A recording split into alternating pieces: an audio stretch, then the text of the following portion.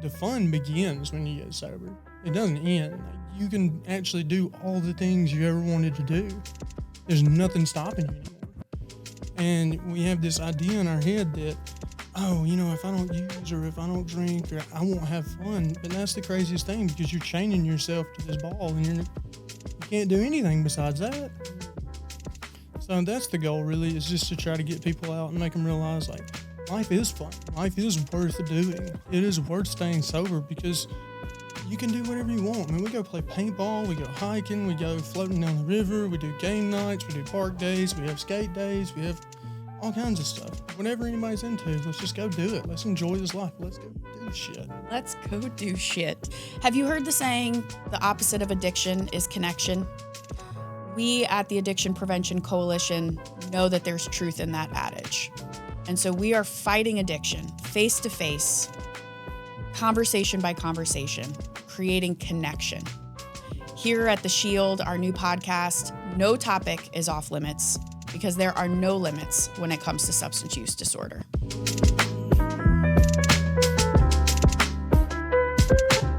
Welcome to The Shield. This is where we talk about how mental health and substance use impact all kinds of facets of life, while also like elevating and shining a spotlight on really awesome things that are happening in Birmingham and Central Alabama. And so with me today is Brandon Baez. He is the founder, we're going to go with that, founder of Active Recovery Outreach. Welcome, Brandon. Thanks for having me. I hesitated because, are you the founder? Are you the head? Are you the chief ringleader? What is the title we're going with these days? I think I'm all those things. All those things. Okay. I just go with founder. Okay. It's not really just me anymore. I've got, a lot of people that help with this thing. So I just kind of try to oversee it a little bit and then let them do their thing. So Active Recovery Outreach, otherwise known as the Facebook group, Let's Do Shit? Let's go do shit. Let's go do shit. Right. Okay. So first of all, love that. And I've told you I love that. I know you're like not sure if that's still like PC these days or whatever, but I love it. Tell me what this group is and what's the goal behind it. I was in early recovery and dealt with the same thing that everybody else kind of deals with. You go to your first meeting, the court sends you or whatever. So you show up and you sit in your car till everybody walks in, then you kind of walk in with them, and then as soon as it's over, you kind of run. And then if you try to stick around afterward, everybody's, they don't mean to do it, but they're all clicked up with their friends and all that stuff.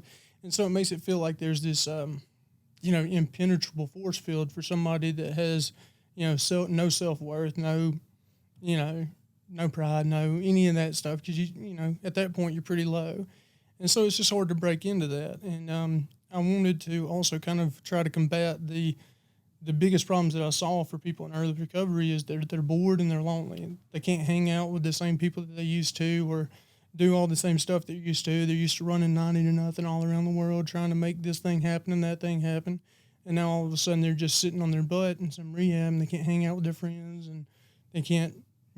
So boredom and loneliness, I would say, is what we're trying to cure. We're trying to make people feel welcome and loved and appreciated, and just know, like, the fun begins when you get sober. It doesn't end. Like, you can actually do all the things you ever wanted to do. There's nothing stopping you anymore. And we have this idea in our head that, oh, if I don't use or if I don't drink, or I won't have fun. But that's the craziest thing, because you're chaining yourself to this ball and you can't do anything besides that. So that's the goal, really, is just to try to get people out and make them realize, like, life is fun. Life is worth doing. It is worth staying sober, because you can do whatever you want. I mean, we go play paintball, we go hiking, we go floating down the river, we do game nights, we do park days, we have skate days, we have all kinds of stuff. Whatever anybody's into, let's just go do it. Let's enjoy this life. Let's go do shit. Let's go do shit. Right? You just said so much, and I love everything that you just said, because boredom and loneliness, there's that saying that is used a lot in the recovery substance use space, that the opposite of addiction is connection. Absolutely.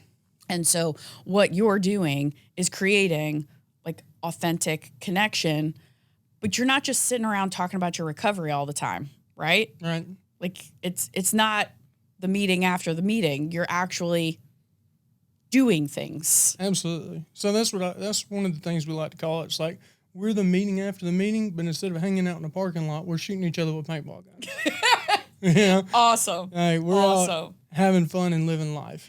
Awesome. That's why we're in recovery, so that we can go out and live life, not so we can just sit around in some church basement or hang out in a parking lot talking about recovery this and recovery that. Like, yeah, it's great, but that's that is the plane that takes you to where you want to be. Right? That's the vehicle. That's not all life is anymore. On my previous podcast in St. Louis, I interviewed somebody who was a person in recovery, and they were working, to basically start an organization. And I said, what does the future look like for you? And he said that he wants his recovery to just be a little asterisk at the bottom of his bio. Right. Like, it's not that he's not proud of being in recovery. It's not that that's not a defining piece of who he internally is. But he said to me, like, he really wanted to be known for more than that. Absolutely. Right? Like, it's a chapter of his book.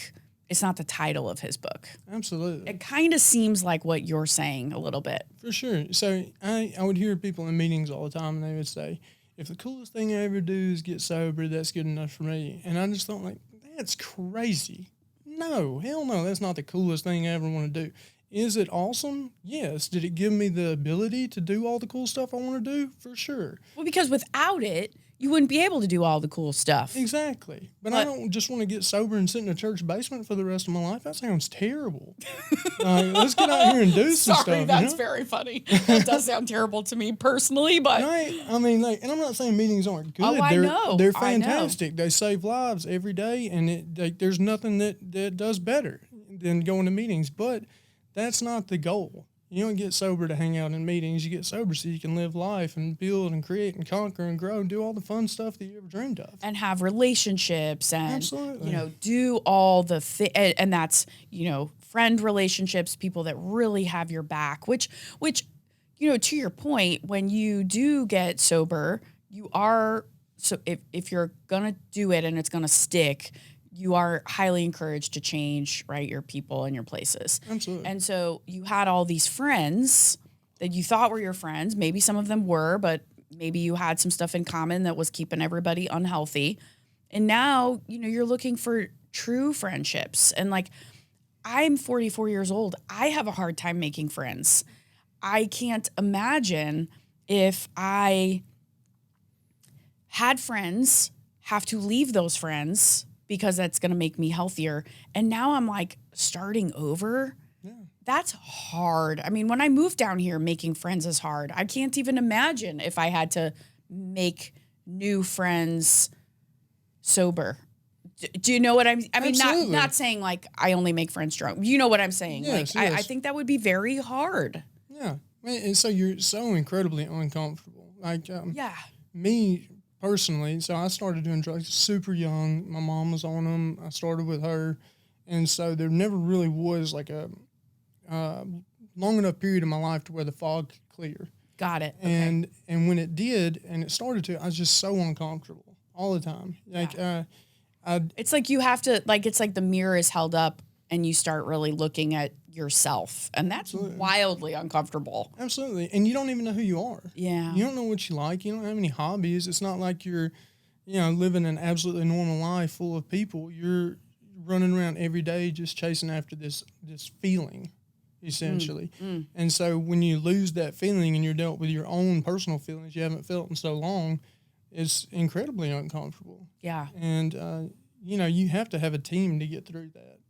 You couldn't play any sport without a team, really. You have to have a team. You're going to get smashed without them. So you have to have people that are, chasing the same goals as you, that have the same beliefs as you, or maybe not even the same beliefs, but the same mission, I guess. Yeah. Somebody, if you want to be a race car driver, you hang out with race car drivers. It's that type of thing. Right. Right. And so a lot of folks who come to Active Recovery Outreach or who belong to the Facebook group, they find recovery through 12 steps, through smart recovery. So you're not tied to any particular modality, right? No, absolutely not. And that's one of the main things we always wanted to make sure people knew is like I feel like one of the big errors that we have in the recovery community is saying, oh, well, you're not an alcoholic, so you don't belong here. You didn't do heroin, so you don't need to go to Heroin Anonymous. And so we split up our forces among all these different things. And the reality is we're all fighting the same thing, and we're stronger together. And so by saying, hey, we're not some meeting, we're not encouraging you to do this or that. I mean, we might say it'd probably be a good idea for you, but you don't have to do those things. Like, we have one of the ladies, I'm not going to mention her name, but one of the ladies that helps so much with our group, she's never even been through the steps. She just decided she was done with it and got sober, and now she is working in the nonprofit field, helping everywhere she can. So, I mean, there's different ways to this, and, I just say explore them all till one of them sticks. Yeah. And when you say that, there's all these different forces all kind of fighting the same thing, or trying to combat the same thing, I think really what you're saying is like that you're all trying to combat loneliness, feeling uncomfortable in your own skin, feeling like you don't belong, and feeling like maybe your self-worth isn't where it should be. Absolutely. Yeah. Wow. So do you charge for events? Talk about how people like find out about the events, what happens when they show up, like any sort of events that you can point to that were like just super fun. That was like when you looked around, you're like, this is what I sought out to create. Like, So, all right. We do a lot of fun stuff. One of my favorite ones is the Kickball and Kick Drugs fundraiser. Awesome. This will be our second year doing it, coming up in September. And we do Kickball and Kick Drugs. Yeah. Okay. All right. So we do that with Judge Fortune and kind of the drug court team that she has there, or the treatment court team that she has, or we do it for them, rather. Yes. Okay. And so we have we'll have a big tournament. Everybody comes out, they create their teams, or they just join a team, and the winners of the tournament get to play against Judge Fortune and the drug court staff. Amazing. It's such a fun one. Amazing. People love that. Another good one we do is our Oak Mountain Memorial Day events. Oh. So we take these paddle boards and these pugil sticks, like the big foam-ended sticks. Whoa. And we have guys hold the paddle boards still, and you stand up on there and you fight with them. Oh, like American Gladiator? Exactly. Oh, that was a okay. really fun one. But I mean, we do so much fun stuff, And so you find out about all of it through Facebook? Absolutely. That's so okay. The name of the Facebook group is Let's Go Do Shit. And amazing. It's just my favorite. People love it. I really tried to rebrand, and nobody's letting it happen. No, we're not. You're not rebranding. You're not rebranding. See Ronnie over there? He's saying do not rebrand. It's the best. It is the best because you know why? It doesn't have recovery or sober in it. Right?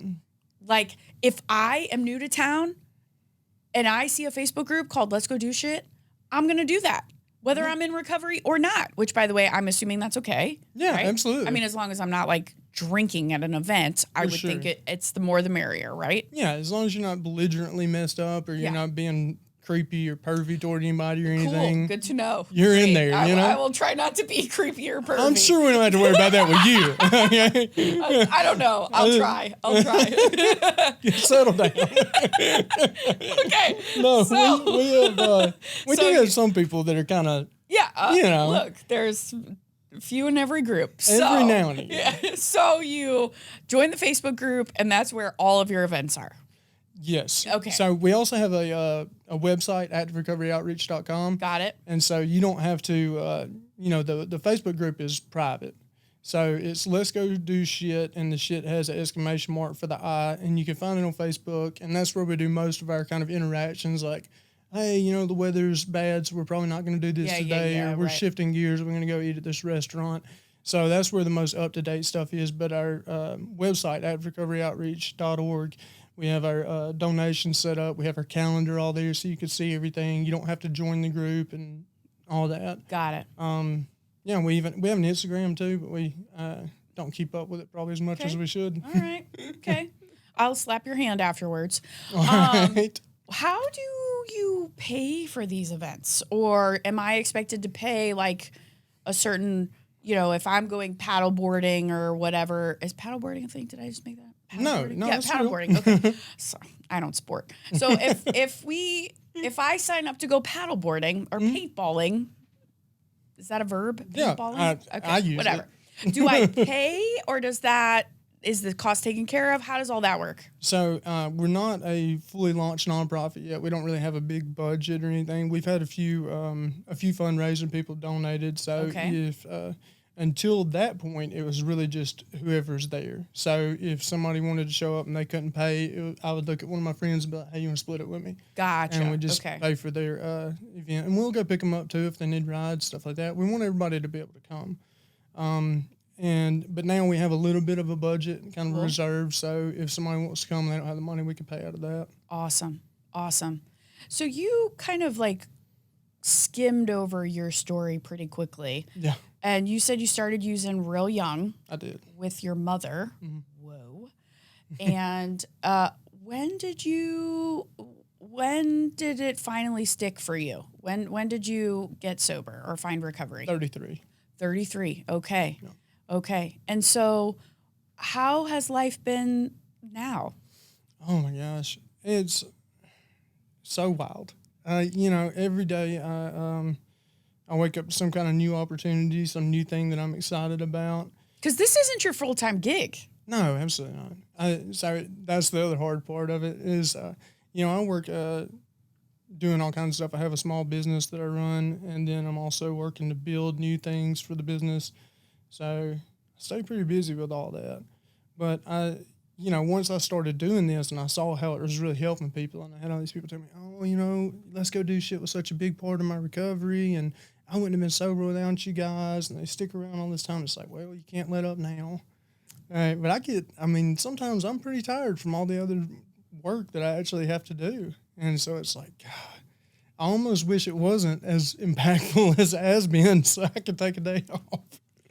But you have a group of people that kind of help you put the events on and communicate about the events and all of that, right? Absolutely. We got some really great people on the team.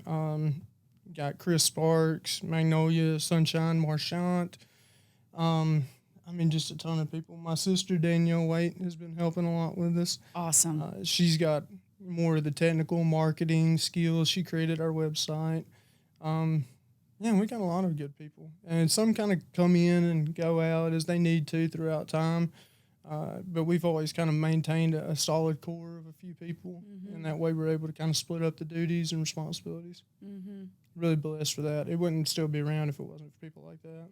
So your life, certainly, as you said at the very beginning, your life really started in a lot of ways when you found recovery. Oh, yeah. Yeah. So I started doing drugs when I was 8 years old with my mom.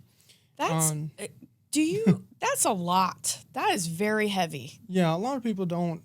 It almost sounds like surreal. Like a lot of people just can't even really imagine it. Yeah, but, I couldn't even wrap my head around that. Yeah. Well, it was one of those things. So my great-grandmother would pay her bills, and my great-grandmother would be like, "Now tell me if she's doing drugs. I'm not going to pay her rent or whatever." And so I walked in on the bathroom, accidentally walked in. My mom was in there doing the drugs. And as an attempt to keep me from telling my grandmother, she handed it to me. Whoa. Yeah. Wow.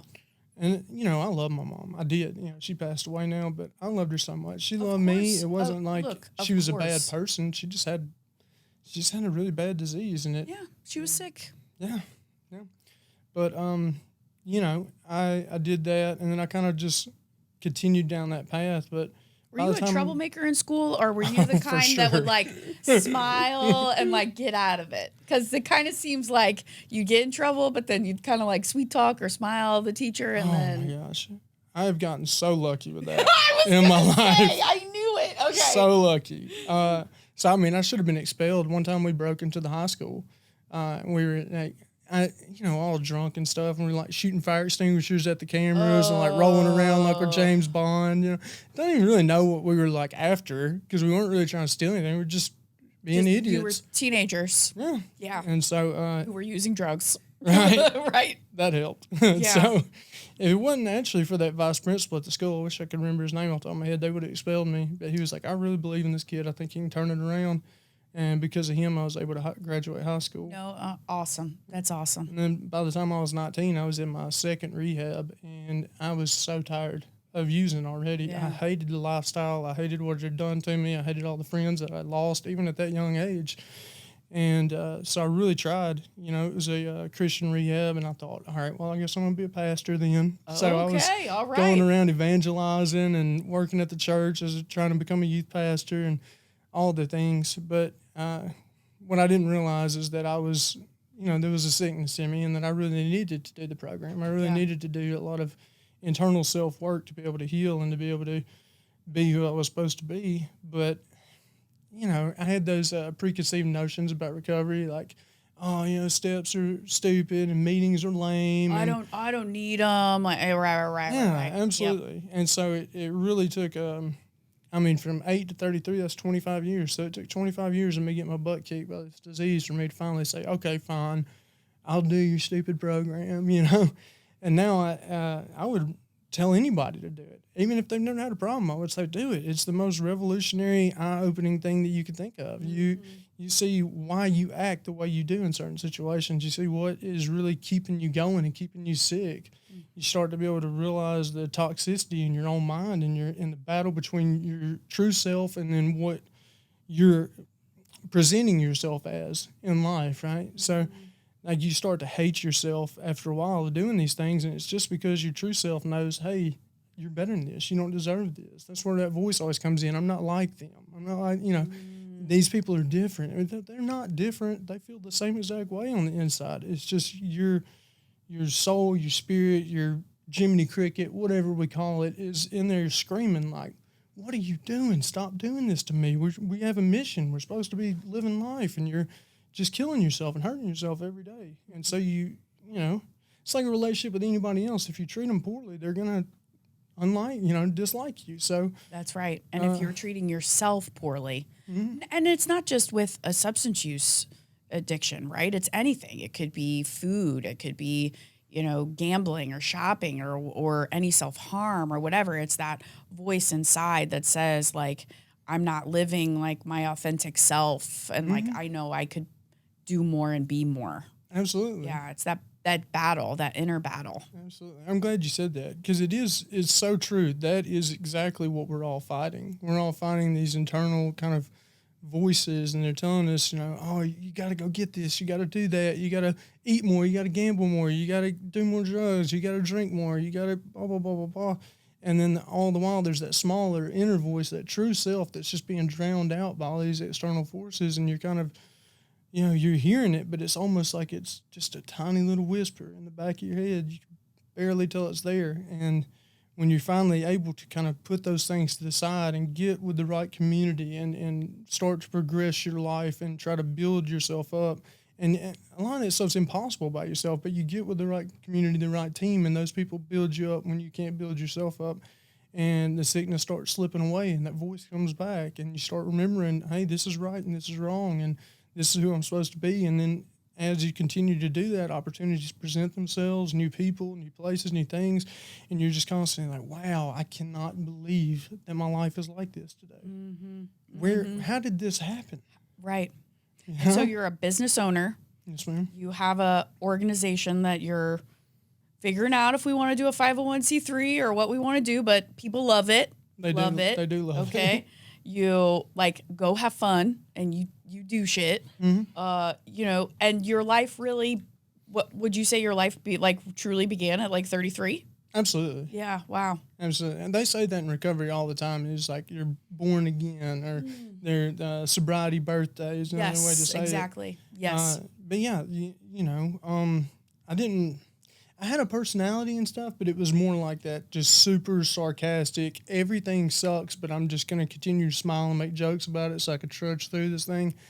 And once you actually get sober, that's part of the scary stuff, you know, is like, who am I? What do I like? What do I want to do? What kind of friends do I want to have? How do I want people to view me? What kind of work do I want to do? It's There's crazy. So many questions. I feel like people in recovery, whether they've gone through a program or not, but people who are really like working on themselves in recovery are like some of the most self-aware people I've ever met because they're really in tune with the things that make them tick, the things that make them go off, the things that they want to be and achieve. And they're folks like yourself are very like introspective in a way that I think if you're not in recovery from something, I don't really know that you ever really get there.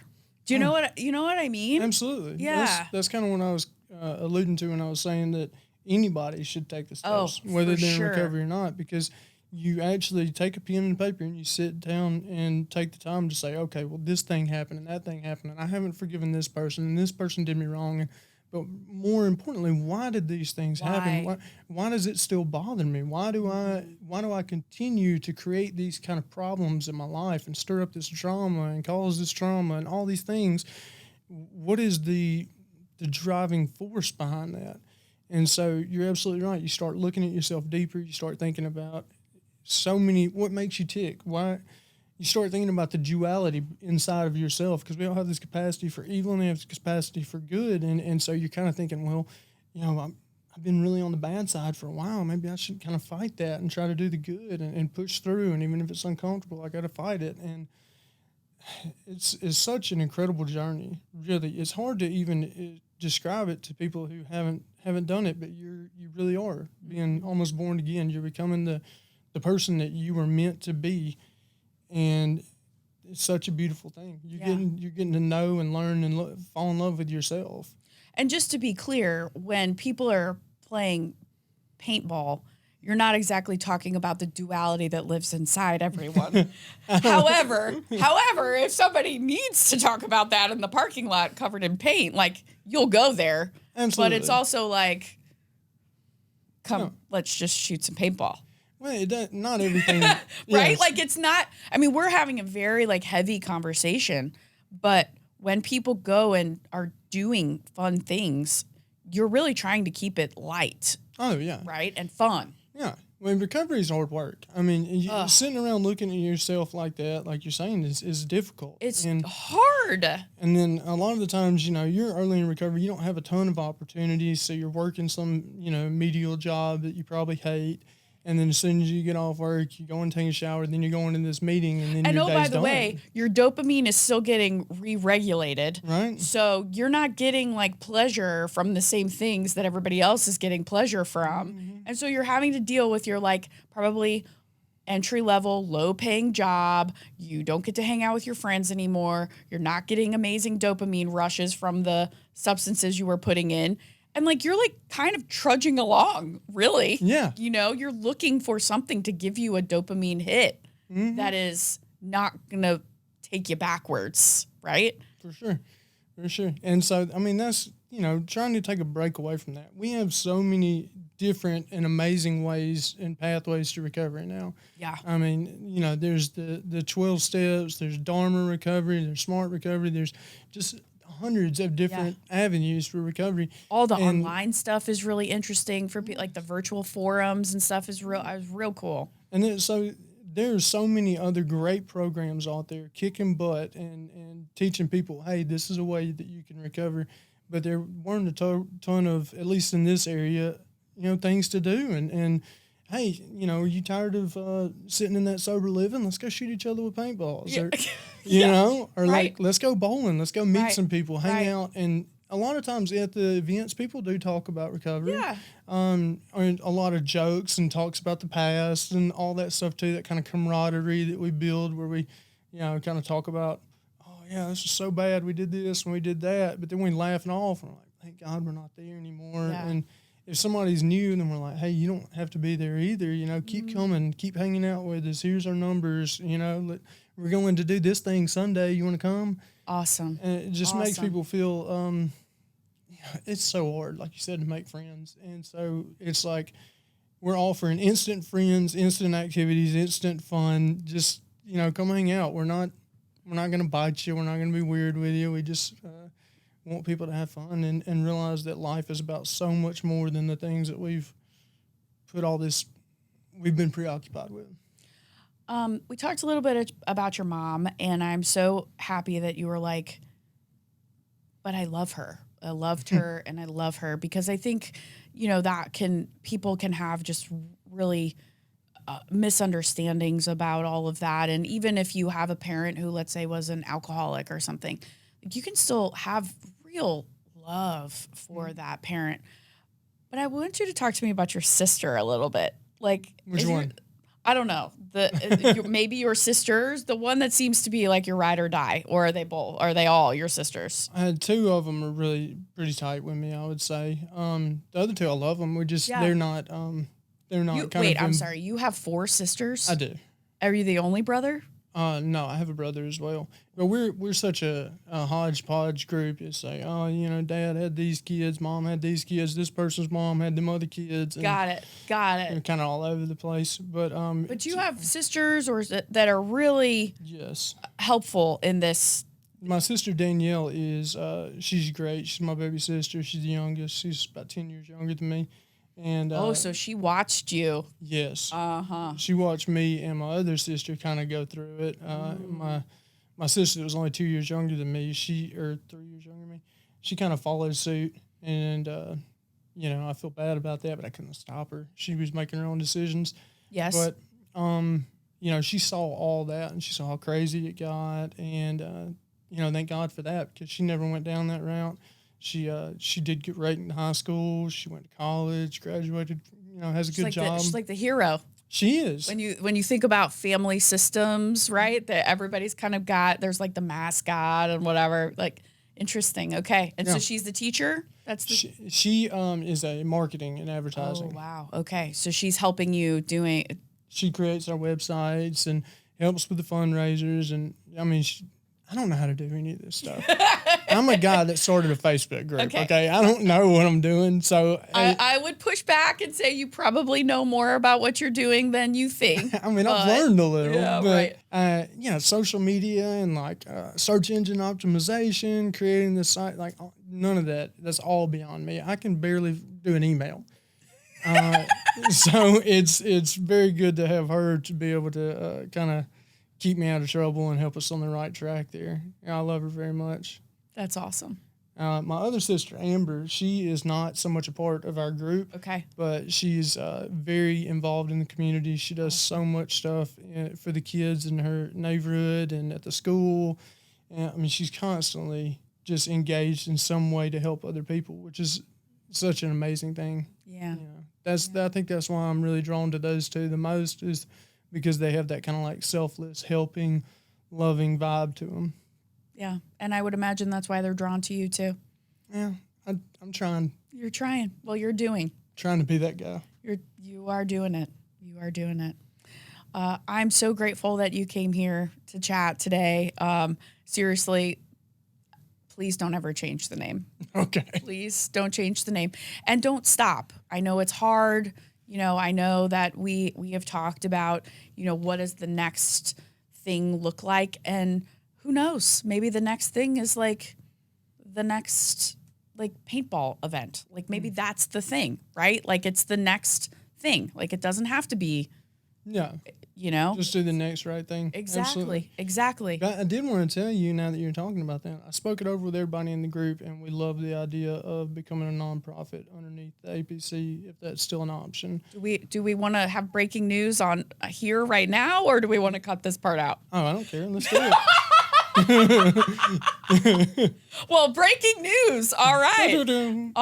Awesome. Okay. So I think you're going to be hearing more about this beautiful partnership that's going to happen. I'm really looking forward to it. I appreciate the opportunity. We don't have the infrastructure for all that. We're just a bunch of people in recovery that like doing fun stuff together and want to help people. And so we need kind of the guiding hand and the oversight from somebody who really knows what they're doing. And I know that's you and your organization, so we really appreciate that. Well, we'll figure out what that looks like. And one of my goals is going to be to make sure that you all don't sell yourself short. Okay. All right. Well, tell us again how to find you all, Facebook group. So Let's Go Do Shit on Facebook. The I in shit is exclamation mark. try not to offend people a little bit. Obviously. Yeah, I mean, obviously, trying not to offend anyone. Well, so when I started the group, I never expected we'd get here to where it's like, oh, let's be a nonprofit and let's do all this stuff. So it's like, if you can't handle the word shit, I'm sorry. I agree. On now. There's just so many, like, we're in the Bible Belt. There's so many churches and rehabs that are all around that. If we're talking about people in recovery, that word is the least of our issues, I think. Okay? That's true. Like, if we can't deal with that word, then we're never going to be able to get people with criminal histories and felonies to work. We're never going to be able to destigmatize the disease. We're never going to be able to push back past some of the, like, trauma that draws people to use, like some of the systematic barriers, like, and prejudice and discrimination that happens with people with substance use disorders. So the least thing we can do is say the word shit, okay? Yeah. Like, Amen. come on. Amen. I just think about the, walk into like the church basement for a meeting and you see, let's go do shit on the wall. It's like, will they like that or will they rip that down? Too. Oh, yeah, they do. Okay. They do. I've been around them now. Yeah, they do. They do. Come on. No, just not as much, I get it. They do on the DL, but don't. We're not changing the name. So you go to the Facebook group, and then you're a private member, or it's a private group, so you just have to answer a couple questions or something? Yeah, just go through and answer the questions, and it asks if you're in recovery or not. It doesn't matter. Like you said, we want to be open to anybody if they're new in the area. Yeah. They just want to do something that doesn't involve going to drinking. Curious, right? Yeah, just curious. Or if I don't care if you're Cali high, I don't care, or Cali sober, whatever they call it, where you smoke the weed and still in recovery. None of that stuff matters. Okay, like none of that stuff. Now, what really matters is coming out and making genuine connections with people that actually want to see you succeed and that are there for you. Awesome. Like, the judgment's at the door. I don't care if you did heroin or you're still smoking weed or if you eat mushrooms every week. None of that matters. Just don't show up, under the high or trying to sell drugs or anything, and you're fine. You're there, and we want you to come. And some people need to find that connection, knowing that they'll be accepted, and then maybe they will make the choice to remove that substance, Absolutely. Right? But you're just trying to create a low barrier way for people to engage in a sober, safe space. Absolutely. And a lot of people do, I don't want to go to meetings. I don't want to do that. Okay, well, let's just go play paintball. Yeah. Just meet some people in recovery. Let's just hang out.